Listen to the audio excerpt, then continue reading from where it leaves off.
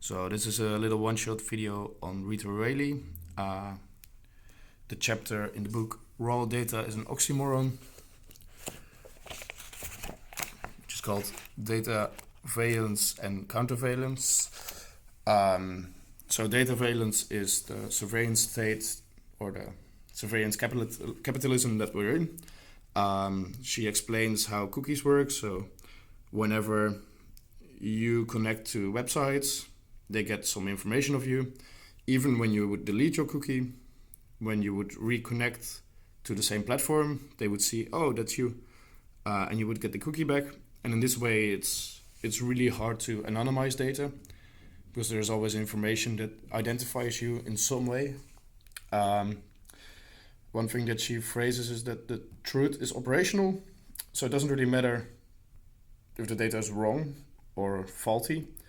If it sells for the data broker, then that's all right. And the data broker will be able to sell it when it increases the sales with a certain percentage. So then this local entrepreneur will then pay a little bit of money to the broker, and the broker can sell this data.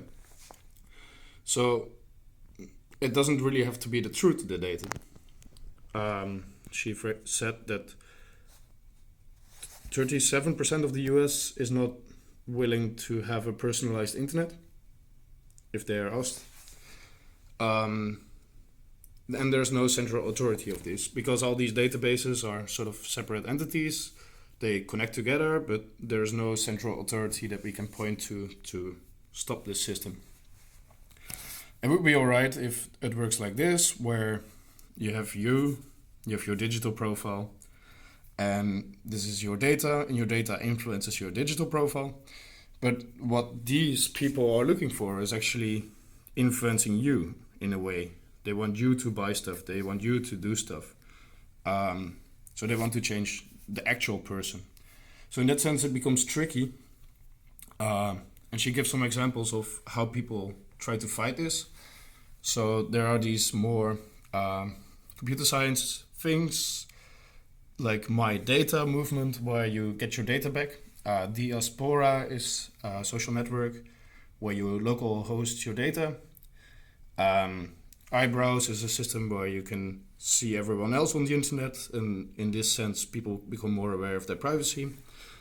Ghostery is a tool in which you can see which people are tracking you.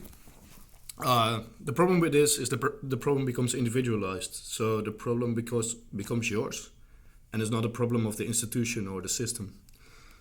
One thing that she also said is like, let people define their own settings is one thing that people say a lot.